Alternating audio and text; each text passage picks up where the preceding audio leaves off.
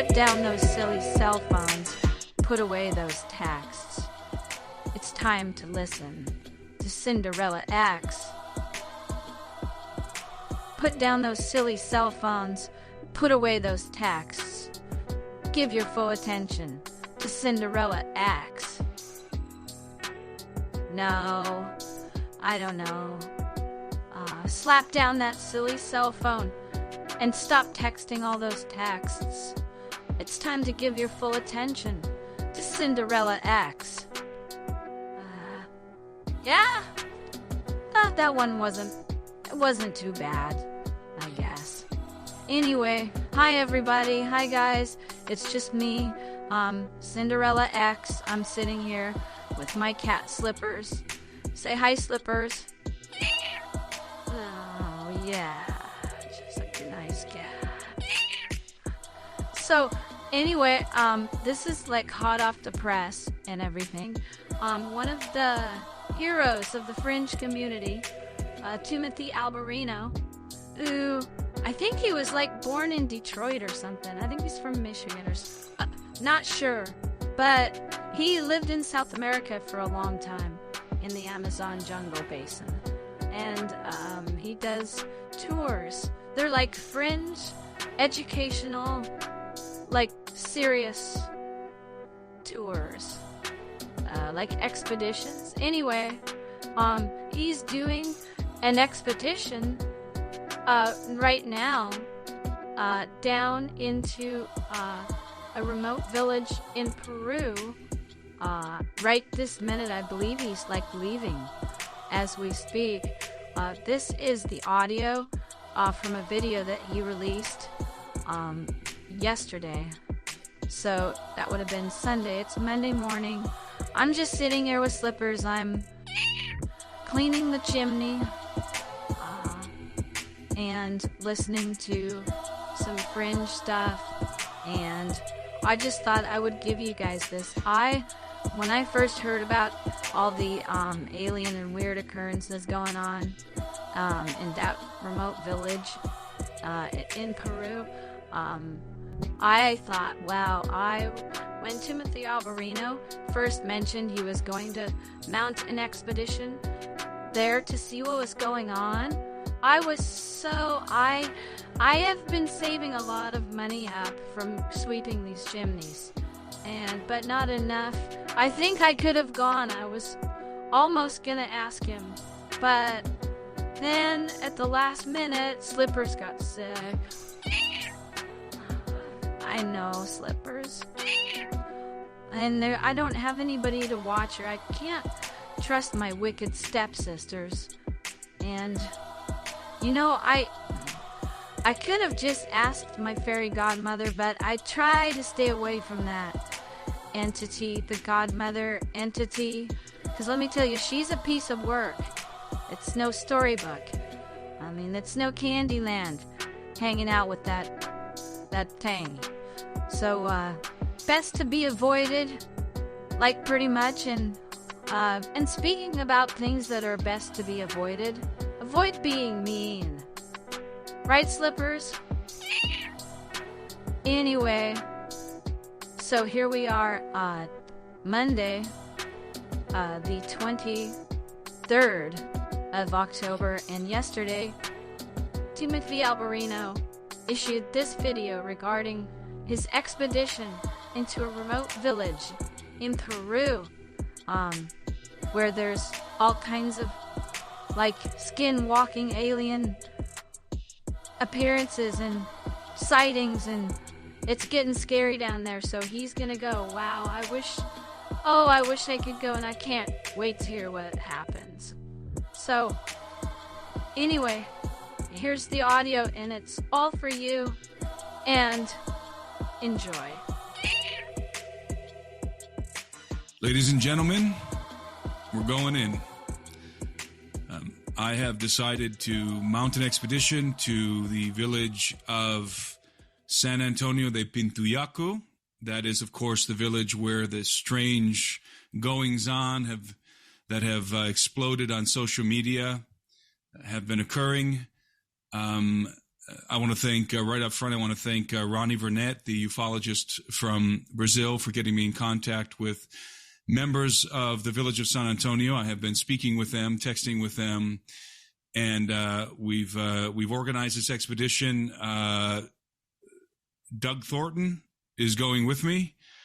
Doug's a Marine and ex-DHS guy, and he's got some video equipment, some low-profile video equipment that we're going in with, and we're gonna talk about this. We're gonna talk about our plans. We're gonna discuss the expedition here in a few minutes. But before we jump into this, I think we would be remiss if we did not first address some very sad news that broke yesterday, which no doubt many of you have already heard about, and that is concerning the passing of Tom Horn. Many of you know Tom Horn. For those who do not know of Tom, Tom was a Christian author and researcher, brilliant guy, and he really impacted a lot of us who are in this space, the same realm, this arena of research in regard to Nephilim, in regard to aliens, and all of these other things that we often talk about. So Tom is one of the original OGs in this arena. I'm going to quickly, just to sort of summarize my thoughts about the passing of Tom Horn. I'm going to read what I posted on Twitter this morning. I sat here at my computer this morning and I learned about Tom's passing yesterday. Today is the 21st of October. I learned about his passing yesterday from his son. And it didn't really hit me until this morning. It was just so shocking. And this morning when I got up and sat at my desk, it hit me pretty hard. And I was just sort of thinking, what can I say and without going on and on and on about all the thoughts in my mind in regard to the impact that Tom had on my life. And this is what came out. So I'm going to read this here. And then, Doug, I'd like to get your thoughts. I wrote this: Tom Horn has passed away. Tom was one of the most influential people in my life. He was an exceptional researcher, a masterful writer, and a wonderful teacher. He was a father to the fatherless and a friend to those who were brokenhearted. He ran his race with endurance and faithfully completed the calling of his life. May we all aspire to the same. And that really encapsulates my feelings about Tom. You know, when I say that Tom was one of the most influential people in my life, I had the opportunity to work on several projects with Tom Horn, and I was just so impressed with his how honorable of a person he was, how tender his heart was, and how remarkable his mind was. Tom was truly an exceedingly intelligent individual, and he was one of the first guys that I began to listen to 15 years ago, when I was still living in Tarapoto, Peru, in the Amazon basin of Peru, and just sort of browsing YouTube and different websites. And I don't even think YouTube existed at the time. I don't remember. But somehow I came upon the work of Tom Horn, and I subsequently ordered some of his books, and so really had a major impact on me, and is part of the reason why I'm doing what I'm doing today. And then here in this tribute on Twitter that I wrote this morning, I mentioned that he was a father to the fatherless and a friend to those who are brokenhearted. And the reason why I say that, as many of you know about Tom Horn, Tom and Nita Horn have a ministry called Whispering Pony Ranch, and they devote much of their time and energy. In fact, this was Tom's real passion, to ministering, to caring for kids in the foster program, orphans, basically. And that was Tom's passion. And, you know, I would sit with Tom, and we would talk about all things Nephilimery. You know, we would talk about giants and all kinds of things. And it would always be fascinating conversations with Tom about these things. But when Tom would talk about these kids, you really would see this other level of passion, and tenderness, the heart of the Father. Tom and Nita are the real deal as it pertains to Christians. They're real Christians who live the gospel of Christ. And so, I cherish the memories that I have with Tom. I didn't get to spend as much time with him as I would have liked, but enough time to know that this was a genuine man. He was the real deal, Tom Horn. And anybody out there who says that Tom was just trying to make money off of his books and all of that, they don't understand that all of the stuff he did with his books and Skywatch TV and all that, the purpose of that enterprise was to fund the Whispering Ponies Ranch stuff that he was doing, was to take care of these orphans and these foster kids. That was the books and everything. That was the mechanism that he had in place to fund this other thing. So that's what people need to understand about Tom Horn. So I'm sure I could say a lot more about him, Doug, but what are your thoughts? Well, it's a sad, depressing thing. You told me about this morning as we were talking about Peru. When I first began this journey of becoming a Christian and learning about Christian writings and the Nephilim stuff and getting into the gospel, Tom Horn, along with a few others, are some of the main guys that I zeroed in on, keyed in on. And he was so influential. He was such a nice person. I personally never got to meet him, but you could see the honesty in him. And, though we may have lost a father figure to many, though we may have lost what a great man that God had given us, they have gained a mighty soul in heaven. And so in that, we haven't lost anything, but we will see our brother again. And, just like some of the others that we haven't got to meet, we'll get to meet them again. And so this life, it is hard. And you can eulogize all you want, but the passing of people is hard and it takes time. So please pray for the family and send your thoughts and cards and all that to them. But also lift up the family, be encouraging, because our God has encouraged us throughout this entire journey. He's given us men like Tom Horn, who brought who knows how many to the feet of Christ. And that's really our goal between what I do, what Tim does. The whole goal is to bring the lost to those who are now going to be saved through the blood of Jesus Christ. So, I celebrate the life of Tom Horn. And all the things that he did. We got several books here of his, a bunch of DVDs of his, and, he will be missed, but there will be more room for more work. And, this he's a living legend. You're going to be able to go back and see what he did for years and still be impacted by his writing. So I feel very thankful that we had someone like Tom during this time to help lead us and guide us. So he will be missed, man, but haven't gained a prominent soul. So we'll see him again.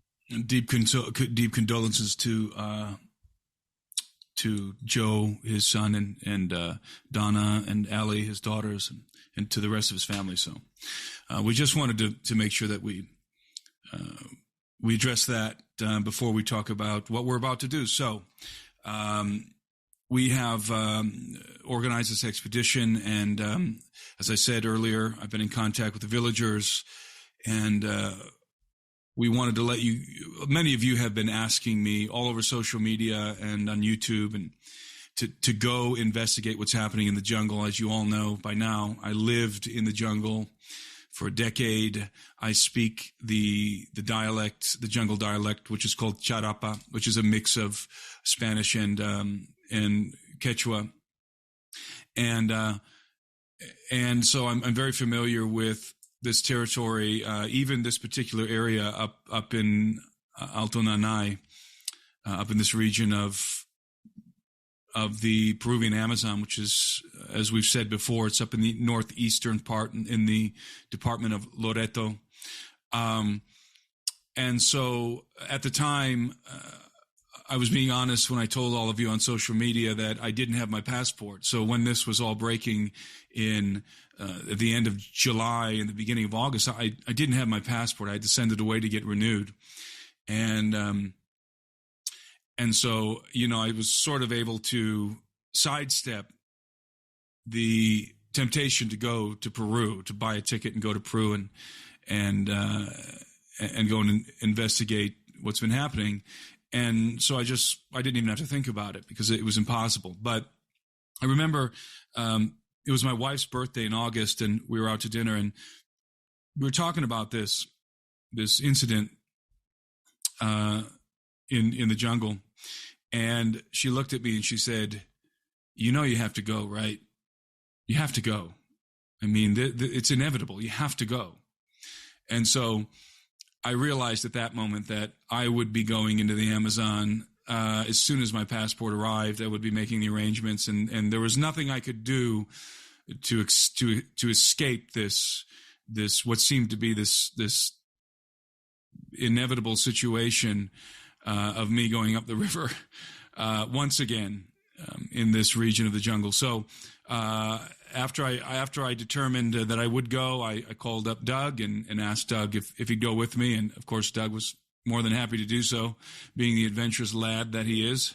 And so we've been busily buying some gear and making preparations. All of the preparations are now in place. We are leaving next week. As I said, it is the 21st of October, Monday. We will be off, and we're going to be in the jungle for about 8 days.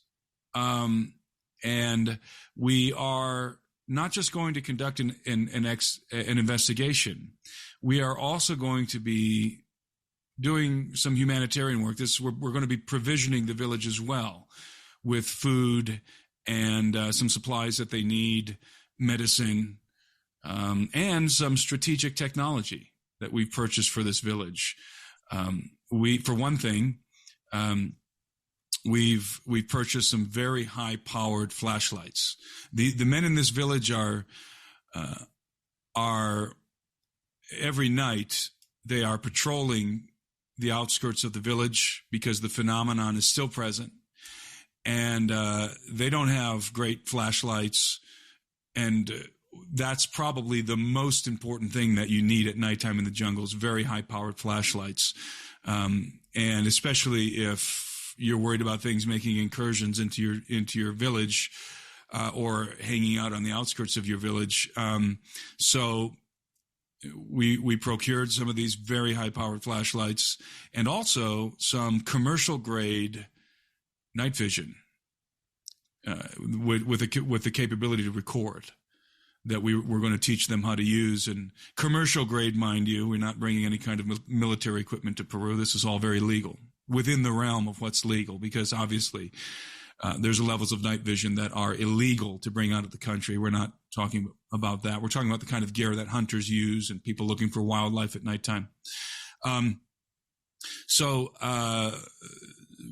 right off the bat here, I want to acknowledge Conduit Church, Pastor Darren Tyler, Jamie Brandenburg, and a group of men at Conduit Church who have helped me to co-fund this expedition.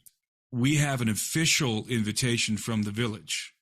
They met together. They have a monthly meeting with all of the elders in the village, and I think from nearby villages as well.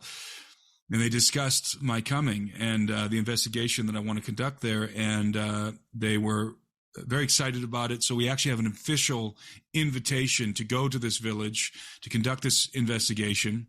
And more than that, the Apu of the village, the chief of the village, who many of you saw in the videos that we analyzed, he's coming to Iquitos with a few of the villagers, a few of the other guys, and they're going to accompany us up the river to the village. So he's going to escort us to the village. We've also, I've also been able to procure a security for those of you who are wondering. I've got, Doug and I have families, and we're not reckless. We've thought this through. This isn't our first rodeo either. I've done expeditions like this in the past, and so because of the uncertainties out there, nobody really knows what's happening. I wanted to make sure that we had security. So I want to thank my friend Dave Salvaggio for helping me to procure some active duty Navy jungle commandos who are going to be going with us armed to the teeth. They're going to be accompanying us up the river. And that happened by way of some of Dave's contacts with the Navy, the Peruvian Navy. And so we've definitely thought about security. We're not going in blindly. We have a plan. We're going to be filming. We're going to be conducting interviews. Should the phenomenon happen while we're there, we will do our best to film it. Although I don't really expect that the phenomenon will happen while we're in the village, but should it occur, we'll be there with cameras. We're going to spend a few nights in the village, and again, conduct as thorough an investigation as we possibly can, given the amount of time that we have. And then when we get back, as I said, I'm going to cut a free video on my YouTube channel, and you will be able to see the results of that investigation. Thoughts, Doug? Oh, it's going to be fun. The river was low, and we were worried that the boat that we are getting is not going to be able to make it up there. It's going to take almost 18 hours just to get upriver. So we'll have plenty of time to prep, plenty of time to canvass the area, talk with the chief and some of the elders that'll be there with us, and be better prepared for when we get there. When we come there, we're going to be doing as thorough of an investigation as possible. We'll talk to any victims. We'll talk to any witnesses. I'll be gathering witness testimony, and also the evidence of that through videography, as Tim is also, since he's the one who speaks the lingo, and I know habla down there. So Tim Obviously. will be doing most of the talking. I'll be pitching in with some questions with my experience in investigations. And Doug's there as a decoy. That's why I'm bringing Doug. Yeah. If someone's going to get their face peeled, it's not going to be me. Hey, I got a machete. I'll be all right. We're going to tie Doug to a flagpole in the middle of the village, and then I'm going to sit back from, half a mile away with the night vision goggles and see what happens. That's really what's going on here. Well, I don't know how many times an alien's wrestled a 300-pound guy, but it'll be its first chance. There's a lot of strange paranormal things, Tim, that's been happening. We've had people be attempted abducted. We've had multiple incursions onto this village. They've fired many rounds. As you have been updating me, these guys are skilled hunters, so they do have long rifles.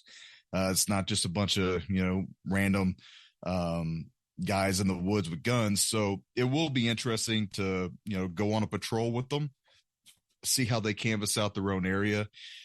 We are going to be having thermal vision, night vision. I'm going to be taking some meters some recordings with a tri-field meter while I'm there. See what is reminiscent of any type of strange readings that's maybe going on. There's a lot of sightings of the UFOs too in this area. And just recently, Tim sent me a new article of another young girl. I think this is the second or third time, Tim, where there's a teenage girl that had an attempted abduction from one of these beings, correct? Yeah, the phenomenon seems to be spreading. In fact, there are now reports coming out of the Department of San Martin. Now, the major city in the Department of San Martin is Tarapoto. I lived in Tarapoto for quite a long time. I have property in the jungle outside of Tarapoto. In fact, the property I have in the jungle happens to be near the village, a village called San Antonio. But this is not, obviously, it's not the same region of Peru. This is a different San Antonio, interestingly enough. So I'm extremely familiar with Tarapoto, even more so than Iquitos.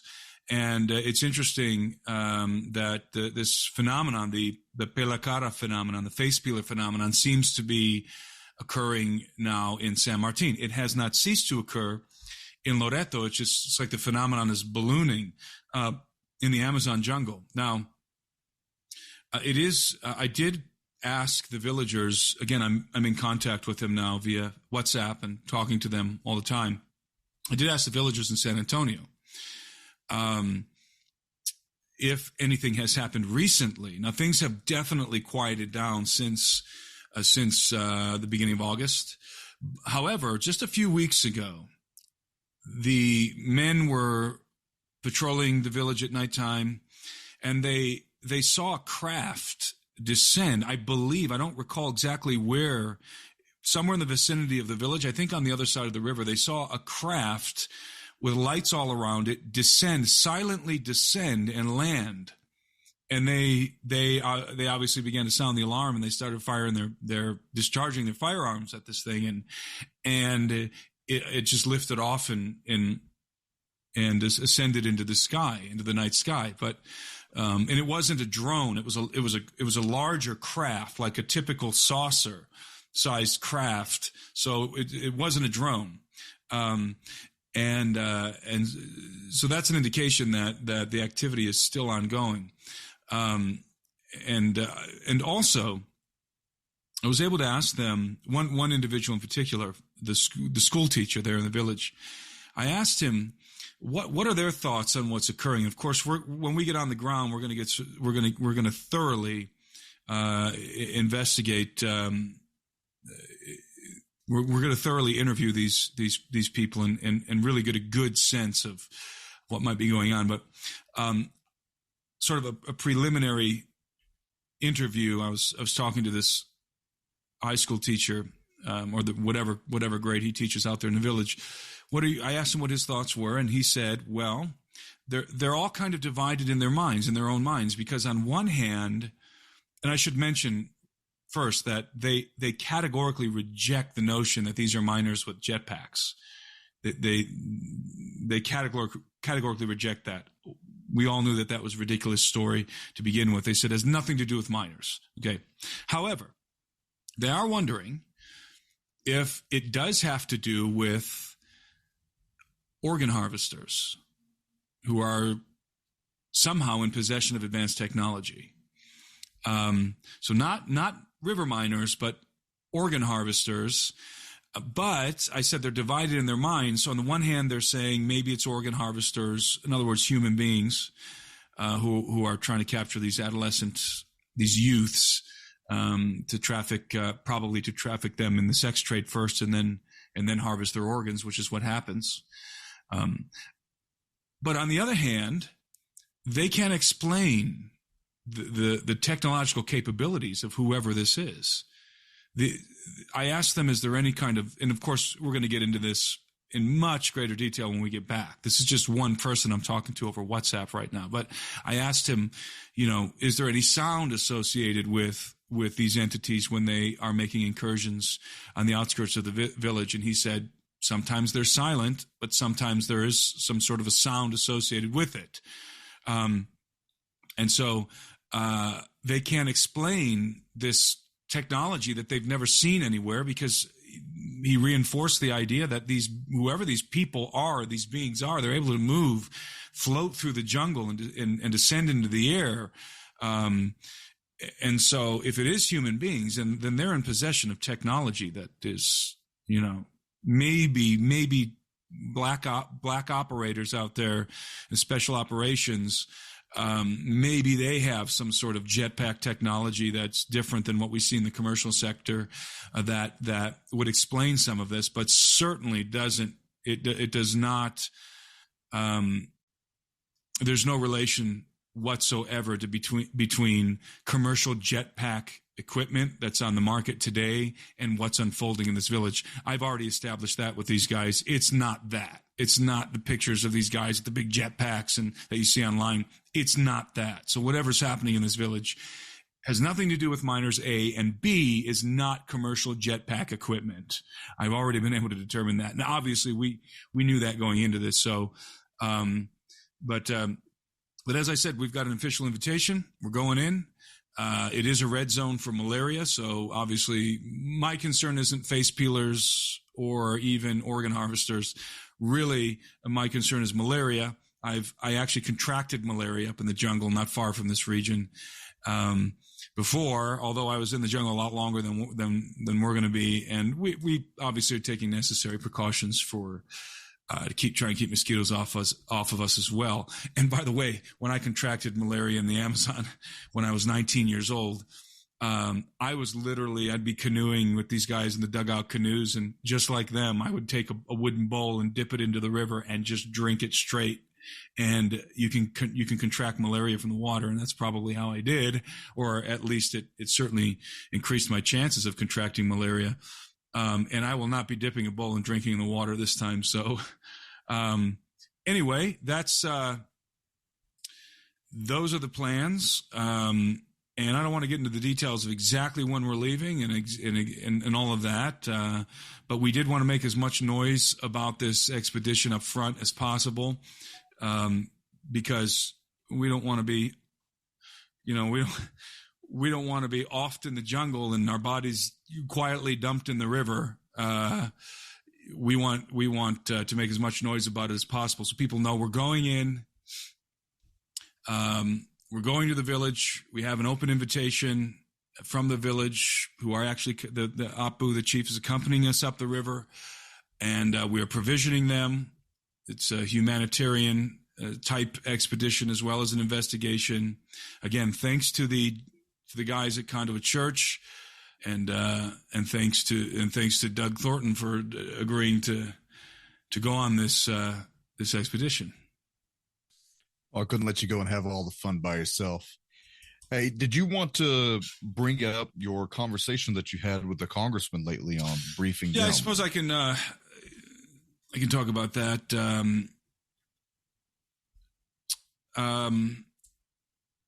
I have been interfacing with one of the congressmen, and I talked to him and asked him if it was okay if I talked about this. He told me it was. He even gave me permission to use his name, although I think I'll withhold that for the time being. But after the UFO, the congressional hearing on UAP, I was contacted by one of the members of that committee, one of the congressional members of that committee, and we discussed various aspects of ufology, and subsequent to our phone call, we actually had the opportunity to get together and smoke some cigars and further discuss the phenomenon.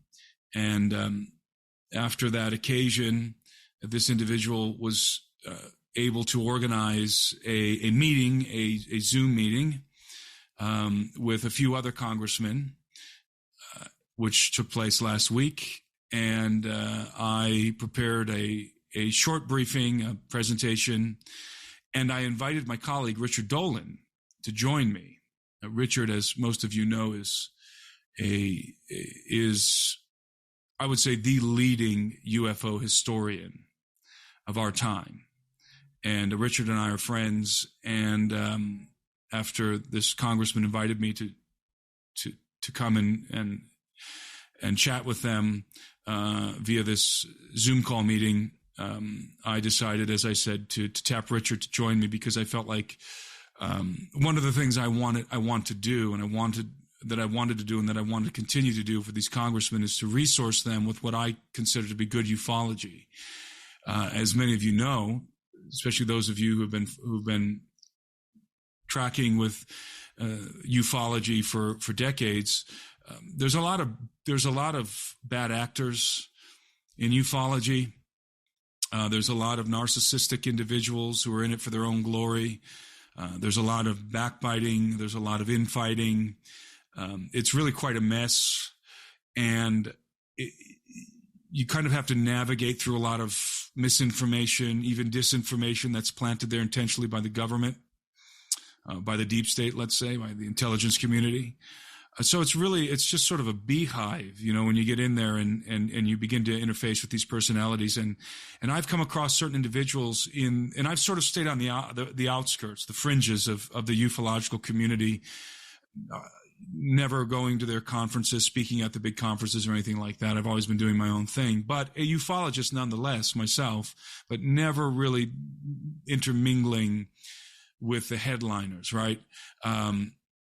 However, I have made an effort throughout the years to contact and interface with people who I thought were honorable and who I thought were exceptional in regard to their research, and were not involved in this sort of narcissistic backbiting and competition within ufology. And you know, I have some friends in the community, such as Chase Kletsky, a great friend of mine who's been to Peru with me on a couple of expeditions, actually. And Chase is a great friend, and I consider her to be an incredible ufologist, a forensic investigator. And Chase actually introduced me to Richard Dolan many years ago. And Richard and I have since developed a friendship. And as I said, I consider Richard to be I consider Richard to be the premier UFO historian alive today. And Richard's a straight shooter. He doesn't get caught up in the politics of ufology, the inner workings, the argumentation going on, and as I said before, the power struggle inside of ufology between some of its players, and there are others, by the way, also who I've interfaced with. George Knapp, for example, who I think is a first-rate journalist. He's an old-school journalist, and I have a lot of respect for George Knapp and characters like that who I would interface with, and who I trust.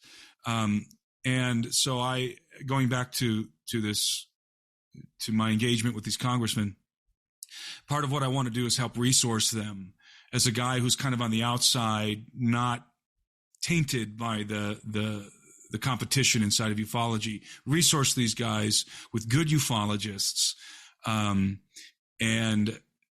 to help them navigate these waters, because this is one of the most historic things of our lifetimes, this push for disclosure at the congressional level. And I want to assure everyone, by the way, that these gentlemen and these women, these congressmen and congresswomen who are fighting for disclosure, the core group of these individuals are highly intelligent, dedicated, honorable people. And the core group of them who are at the forefront of the hearings, these individuals they're not in it for the TV time. Like, I think some of the congressmen, as I've said many times, some of the congressmen, more than a few of these congressmen on the UAP committee in the House, are in it for the TV time. That's apparent. They want more TV time. As Richard Dolan said in my conversation with him, it's what the cool kids are doing now in Congress, is talking about UAP, and they want to be in on that.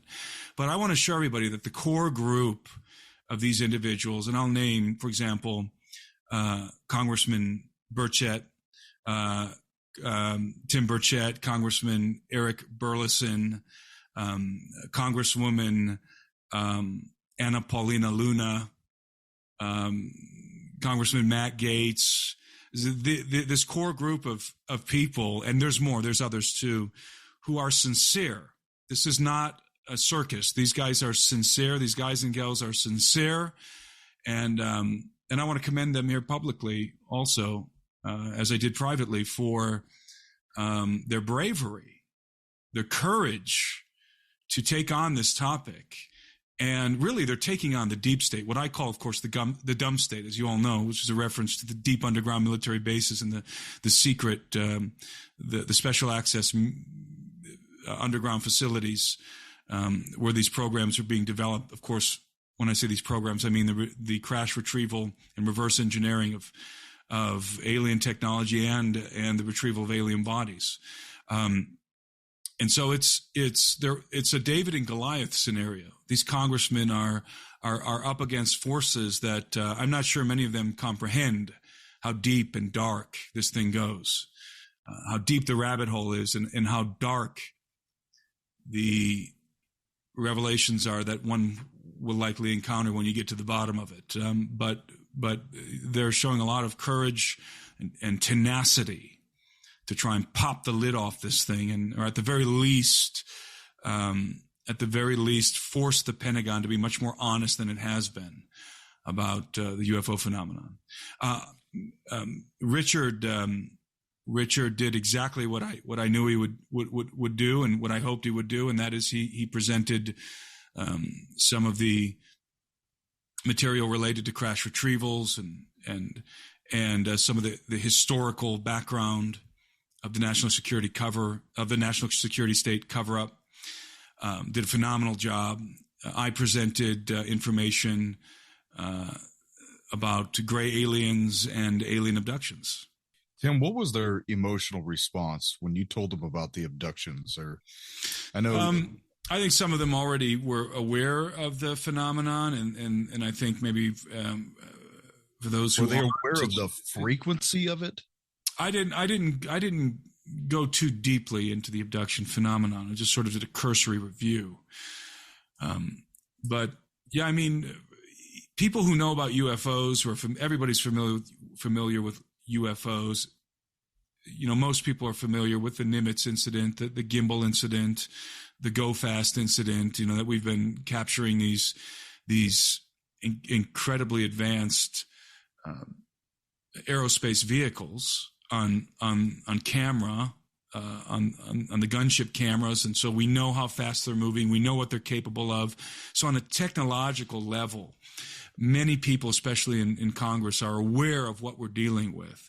But when you talk about abductions, it really brings it close to home. Now this phenomenon that you're looking at through the gunship camera of a Hornet jet is suddenly in your room. Like the phenomenon is with you. It's close. It's visiting people. It's abducting people from what is the safety, the sanctity of their own bedrooms, right? So the phenomenon isn't out there. It's right here. And that I think is a shock for a lot of people, because it's when it's out there, when the phenomenon is out there, when it's out there in the atmosphere. You know, it's a national security threat, obviously, but it doesn't feel like a personal threat. But when you talk about alien abductions, it becomes a personal threat, and especially for those who are abductees who have not yet realized that they're being abducted by grace. And when that reality starts to sink in, or even for people who are just coming to the realization that there are Americans, let's say, maybe even their neighbors, who are being taken from their homes and from wherever they happen to be, from driving down the road in their cars, that's a whole nother level. That's not lights in the sky. That's not Tic Tacs moving at high rates of speed out there in the atmosphere, in our airspace. That's a whole nother level of this phenomenon. It's physical. And that's something that Richard and I were both really driving home, was the physical nature of this phenomenon. This isn't a perceptual phenomenon. It's not a metaphysical phenomenon. It is a very physical phenomenon. Obviously, crash retrievals, reverse engineered technology embodies. How can it get any more physical? And abductions, physical abductions. It can't get any more physical than it is. And that, you know, when people go from, you know, I've accepted lights in the sky. Okay, I've accepted the Tic Tacs and the gimbal and the Go Fast and all this. Okay, I've accepted that level of reality. Abductions is like, that's a punch in the face. That's a punch in the face. One of my last questions for you is in reference to these attempted abductions. The one female 16-year-old girl who had the lacerations to the throat. This is one of the incidents that probably sticks out the most to Tim and I, is that it was an attempted abduction but failed. How many times have you heard during your investigations or during your studies of the phenomena, have you heard of a failed abduction where there was actual physical damage to the person? No. I mean, well, the abductees come back sometimes with scars that they didn't have previous to the abduction episode. They come back with various kinds of markings, triangular markings, sometimes scoop marks. Some of them bleed profusely from the nose after an abduction episode. Obviously, many, if not all abductees, many of them have implants. So there are devices inserted into their body. So they have very invasive procedures conducted on them during the abduction episode. So they're subjected to bodily harm in the sense that there are things happening to them which they can't control and which they would otherwise prefer not to be happening. But but rarely do you ever come across, if ever, a scenario in which an abductee is killed or dies as a result of an abduction episode. And I have never, ever heard of a case in which the Greys fail to take the person that they're attempting to abduct. I'm jogging my memory right now, but maybe people, if they've heard of an incident like that in the material, in the abduction material, you can leave it in the comments. But as far as I'm aware, when the Greys come to get you, they're going to get you because they're already in control of you before they ever arrive on the scene. In almost every case, you are already immobilized by the time they arrive. Now, sometimes that's not fully effective. Sometimes abductees are able to reach out and grab the Greys or struggle or try and run. I know of at least one case in which a friend of mine tried to run and had this sort of drawn out sequence of events where he was trying to escape from the Greys, but ultimately they caught him. So sometimes there's a struggle, but I would say the vast majority, I think those are the exception and not the rule. I think the vast majority of encounters with the Greys, as it pertains to the abduction phenomenon, the abductee is already incapacitated, completely incapacitated. And when they're not, I think it's a mistake on the part of the Greys, or it's a situation that doesn't allow for whatever reason for the abductee to be fully incapacitated rather. So it's very difficult for me to imagine a scenario in which aliens would be attempting to abduct for multiple nights, attempting to abduct people from a village, physically abduct them at nighttime, and not while they're sleeping in their beds, but right there while they're sitting. In the case of this young woman that we discussed earlier, at least in her case, she was just sitting there totally conscious, and it was a botched abduction. Now, was that I don't believe that was an alien abduction. I don't believe that was your typical alien abduction scenario. It was might be something completely different, but yeah, in almost every case that I can, I'm saying almost just to leave the window open for whatever case that I'm not remembering, but in nearly every case that I can recall from the abduction material, the Greys succeed. They succeed. If they're coming to take you, they're going to take you. It doesn't matter if you're driving down the street in your car. It doesn't matter if you're soundly asleep on a cruise ship. It doesn't matter if you're camping in the woods, or if you're at a family reunion and you're in a house with a bunch of other family members or friends, because if they're family members, they're probably also abductees. But let's say with friends, you're at a cabin with some friends, say, that aren't members of your immediate family. They will literally switch everybody else off and take you. I mean, they don't have a problem getting you if they're coming to get you. So that's one of the really bizarre things about this. What's been unfolding in San Antonio and other places in the jungle, Peruvian Amazon. There's these strange misfires in regard to trying to take people, and then it's not really an invasion because they're not coming into the village. They're sort of just hovering on the outside of the village. So none of it makes sense. None of this makes sense, and that's part of the reason I think why people are clamoring for somebody to go out there and investigate, because it doesn't really fit neatly into any boxes within ufology. Yeah. This seems to be something totally different and anomalous that perhaps we haven't seen before, or perhaps has been occurring. Of course, the Pelacara mythology has been going on for a long time in the Amazon. So maybe this sort of thing has been unfolding for decades. Just it's been outside of the purview, outside of the consciousness of most UFO investigators. You have that strange encounter where the creature, whatever it was, alien, was on top of the roof of the house that you and I were covering. And they were able to put limitedly. They were able to put flashlights on it, point out, yell, see where it was. So that's right.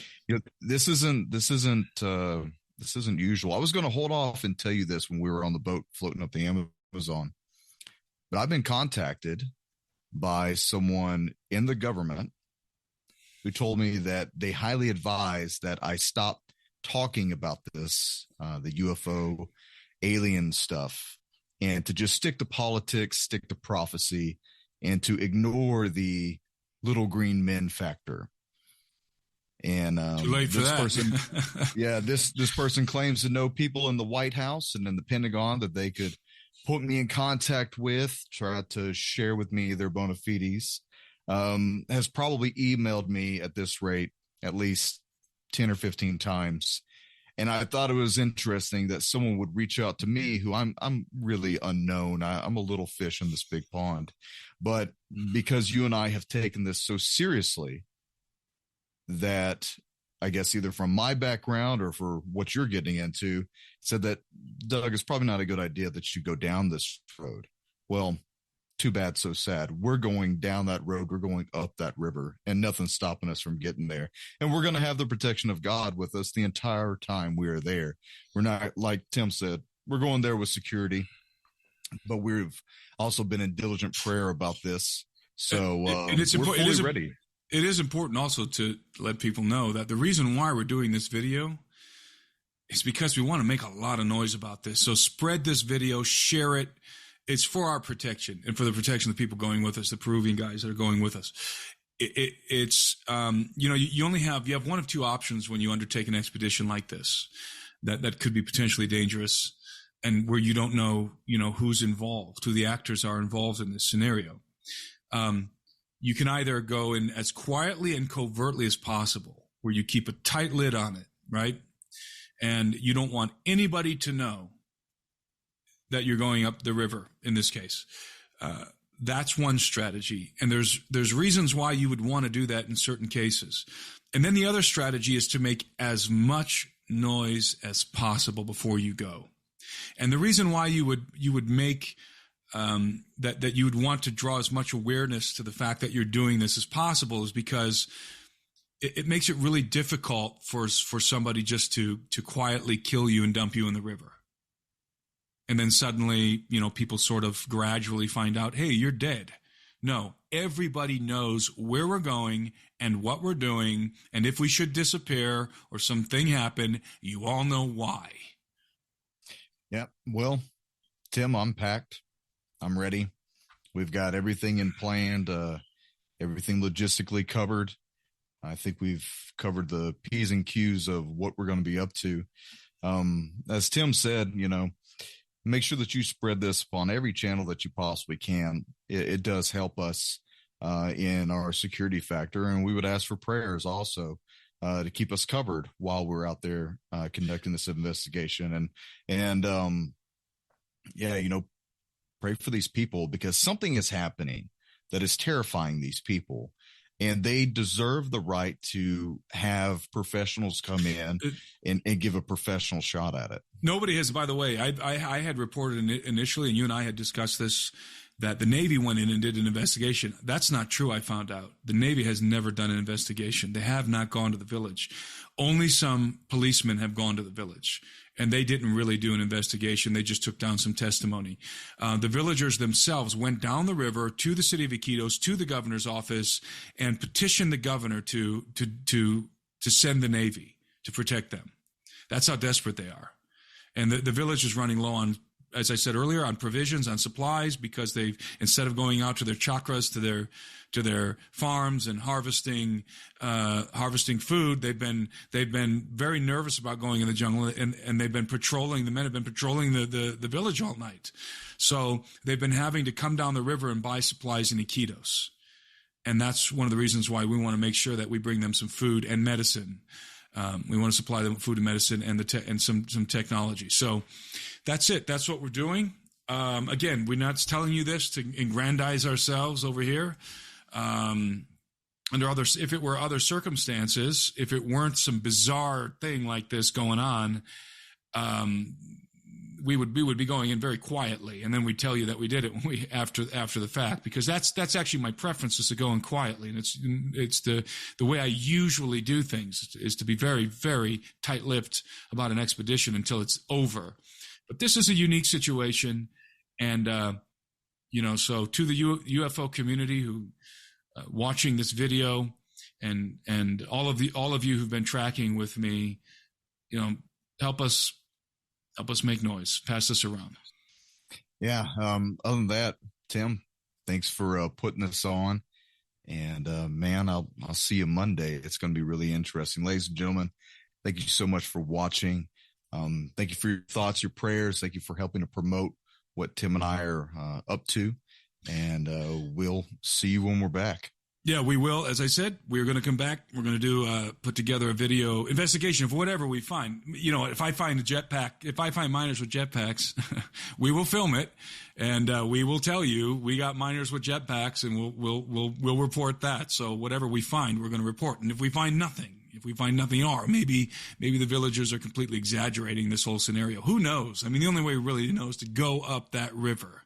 That's it. That's the only way we're ever going to find out. So that's what we intend to do. So anyway, we will see you all again in the coming weeks. I don't know when. We will be back in about 10 days. I don't know when I'll be able to get the video up, because I have a trip to Guatemala. I'm going to Guatemala shortly after I get back from Peru. I've got one short week back here in Montana, and then I'm off to explore the Mayan ruins in Guatemala.